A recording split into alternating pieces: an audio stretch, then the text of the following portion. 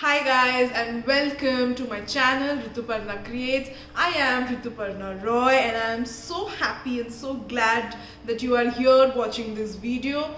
Please consider subscribing to my channel for new videos every week, every Tuesday. So this is a series that I started in the last week that is about students and college and student life, and also the last video was about 5 books that I feel every college going student or any young person individual should read. And this week's video is about some frequently asked questions by students to me.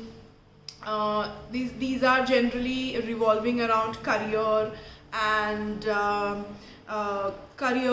job and education and all of that. So I have 10 questions with me here today, and I have tried to cover the questions that I was mostly asked as a teacher. But if there is something that additionally you would like to know, or you would like to you have any other suggestions for me, you can drop them down in the comments and let me know. And if you are a student and if you're watching this and if you find this helpful, please share it with others as well. Right, so how did this series or how did this video come about? So this month India celebrates Children's Day, and back when I was a teacher at my university, my last workplace, we used to celebrate Children's Day. Although we used to teach bachelor's and diploma and master students, and they are by no means children, they are all adults. But then it's a good feeling. They are still, you feel like they are still kids, and you want to do something special for them on that day. So we try to do something little every year, and I was really missing that. And colleges are reopening, and I did not get a chance to meet my students before I left my last workplace. So it all kind of made me sad, and I was like, I want to dedicate this to my students. And so this is how the whole series came about. I hope you're enjoying this. Right, so coming to the first question, that was one of the most frequently asked, was especially by the third year and the final year students, was that whether we should go for a job or whether we should go for masters. Now I feel, so whatever questions I have taken up in this video and I'm answering, it's a personal opinion, it's kind of a advice. So please, before taking up any of this advice, do your own research and just think about what is that you want after all. So that is very, very important. So coming back to the question whether a master's or whether one should go for a job, now that depends upon your circumstances. I know many people, many students who wanted to go for a master's, but because of some financial problem or some problem in their families, they had to take up jobs, and that's completely okay. I just feel that with masters, if you take up a job directly after your bachelor's, sometimes it can happen that as you progress through your career, you will see that for certain positions or for certain for applying to certain companies and places, many places require a master's from you. So that then can become like a hindrance in your career. And if, for example, and because these days, previously, I think with my father's time and all, people used to just do a bachelor's and they would stop. Now we see more and more people go into a master's. So if you have in a company a person who has a master's or a person who has a bachelor's, it can be that the person with a higher degree is preferred. Sometimes this is not applicable to all streams. It will not be possible to cover every stream and everything. Every stream, every career can be very, very different, but this is a very general opinion of things what I have. The second thing is it also finally depends upon what do you want to do. If you want to take up you want to go into your family business, probably your path is going to be different. If you want to become a research scientist, your path is going to be different. You're probably going to do a master's and not just stop there, you're going to do a PhD as well. If you're going to get into academia, again the same thing, you're going to have to do up till your PhD. Right, so it really depends what's like the end goal career wise. So consider these things, consider the financial aspects also, it's very, very important. And I think then only one would be able to take a decision, right? Coming to the second question. Now, once we have the masters and job cleared out, the second question would be, ma'am, now should we do an MBA or should we do like an M.Pharm, like a master's? Or MSc if you are, or an MTech, depending upon what is your bachelor's on. Again, the question I would ask them is, okay, so what is the end goal? Is the end goal going to be working as a research person for like the pharmacy, the healthcare people? Do you want to get into academics? So that question remains, and I think that is a very, very good thing to figure out. I am not saying that it has to be something concrete. Trust me, when I was doing my bachelor's, my master's, I had a completely different picture in mind. But I was flexible to the opportunities that came to me, and so here I am. So I'm not saying that stick with it and become like very rigid with it, but yes, at least have some idea about like where you want to go. With MBA, of course, it's a very completely different thing that we do with masters. If you do an MTech or MSc or M.Pharm or an MA, it's completely different.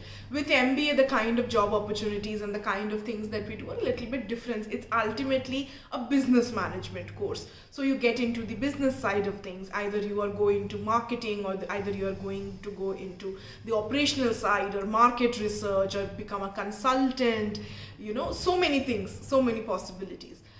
People started going into MBA more and more over the last couple of years, of course, and we have seen a lot of colleges who have started offering MBA as well.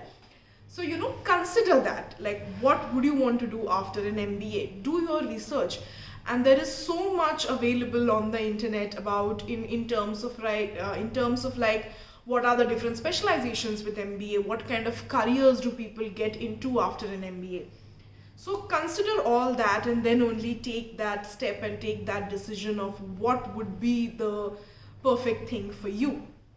Many people, I have seen that many people say that, oh, MBA is just, many people just do it. It's like a trend. It's a fad. You know what? I have also done an MBA. And what really I have seen is, of course, the education part was so great. It was so eye-opening. It broadened my thinking. It broadened the way, my perspective, it also developed me, as a person. It helped develop my personality. It helped with my communication. It helped with my presentation skills, with my Microsoft Excel skills. It taught me how to work in a group. It also gave me a great exposure with terms of teachers and speakers and events and stuff like that. So it really depends what you want and which path you would want to go into. So consider that before coming on to an MBA or a master's. And if depending on, like, if you have like any very specific question for me, drop it down in the comment or message me, DM me. I can get back to you and I can help you in whatever way I can. Because I have an MBA, I have a master's also. So I have a B.Pharm, a M.Pharm, a MBA. So, and I am here. So might be able to give you some thoughts, right? The third question is that which college? So with college, I think there are a lot of factors. There is financial factors, there are geographical factors. Your parents might want you to stay close to home, and then there is, of course, the ranking, the campus placement, all of that. The facilities they are giving you. So I feel with masters especially, or even with your bachelors, of course, this is very common advice. Try to go for like a good college. How do I define a good college? Okay, I define a good college which gives you facilities in not only in terms of like a very big campus, but also in terms of like they have a lot of like extracurriculars, they have a lot of events, they have a very good campus placement, right? And these things are very, very important. Do your research really, really thoroughly. Visit the campus before, make that decision keeping everything in mind. because once we are in this college, once we pass out, you will always be an alumni of this college, right? So it's very important to take everything in considerations. Go through the teacher profiles. Those are usually present on the websites these days. You know, what kind of teacher profiles do they have? What extracurriculars are they offering? And these things are so very important. You don't want a college, or you don't want to be just like studying. You would want the extracurriculars, trust me. You would want the events. So yeah, keep those into considerations and then go forward. Rankings are important, but I will say they are not like everything. Do your own research and then go forward. Right, the fourth question is like, what happens if I don't like what I am doing? So this happens a lot, right? We get into a particular program, we get into a particular college because our parents want us to, or our families want us to, and then once we are there, we understand, we start understanding that we are not liking this at all. But you are here, right? I would, of course, the best case scenario would be to not have yourself in this situation, of course, because what happens then is that people, if they are not doing or not enjoying, then they will stop doing their work. They'll, you know, then it's like a big chain of events. They'll stop showing up for classes, they'll stop doing their work. Probably also they are not going to do well in their exams, and you can't force yourself to study something for 4 years or 3 years.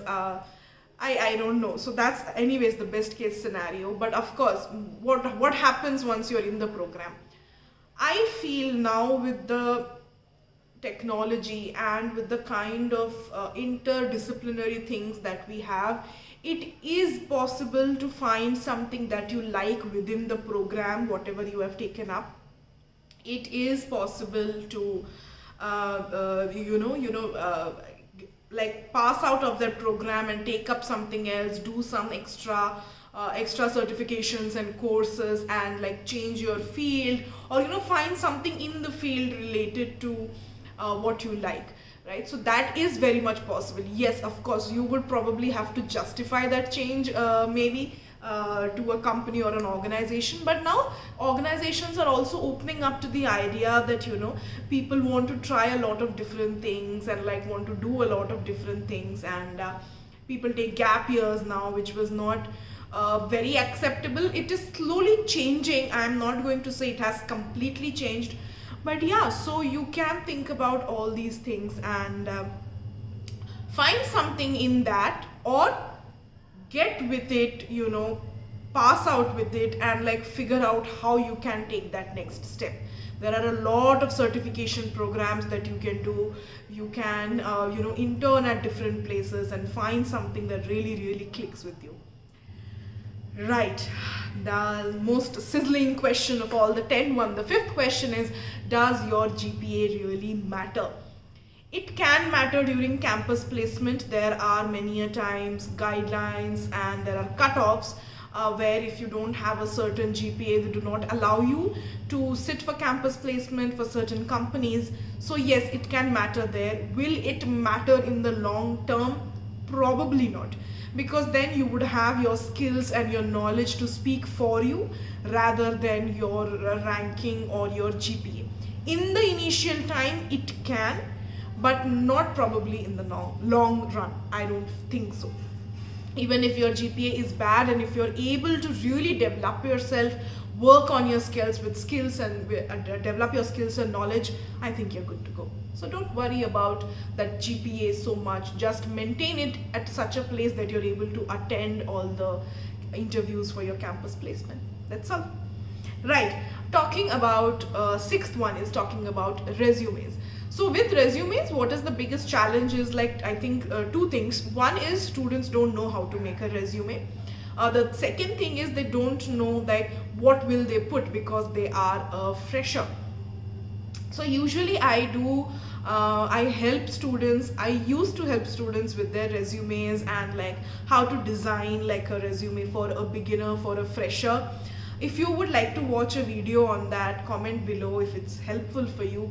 There are a lot of formats available online, so select a format, type in like resume for a fresher, you are going to get so many formats. Follow that. But see, I'll tell you what, to fill up a resume, you actually need to do things in your program, right? So it's if you are only studying, you are not participating in anything else, it's you don't have anything else to show for. Companies, organizations, they like if a person, has hobbies, they have done cultural events, probably they were the team lead or the cultural head for their university fest and stuff like that. So have a balance when you are in college between the extracurriculars and studies. I think both are very important and both lead to personality development. It makes you understand teamwork, sportsmanship, and communication skills. So don't just be studying and don't just be doing extracurriculars. Find that balance. That's very, very important. Right. The seventh question is, should one go for the campus placement, or some people also say they want to go for try for placements on their own. The advantage of campus placements is like you get exposure of a lot of different companies, right? Because probably a lot of companies are visiting your campus. With self-applying, what can happen is that probably your CV does not get noticed, or they are not interested, they give you lesser package. So these things can be there. I did this huge mistake of not taking part in my campus placement. So there were some personal reasons, and because of which I did not. So I really regret it. I should have. It gives you an opportunity to sit for a number of companies, and you might have heard your seniors or your parents or family and friends talk about it. It's good to be having that experience of giving a lot of interviews. It really helps your confidence. It really, really does. Different companies, different profiles, and you get that experience of how different questions are asked, what are the different rounds and everything. So yeah, I think you should go for campus placement, unless and until you have like a really, really solid plan or a solid backup for you, right? If one has to go for a family owned business, or they want to start their own business, what can their path be after they have done their graduation? There can be two things, right? One can be go in the field and work, whatever is your family's business, right? Go and work for just 1 year. I'm not asking you to go and like get a very big experience. For 1 year, just be there, see on the ground like how things work, right? And then take all those experiences and all that knowledge and skill and try to put it in your business.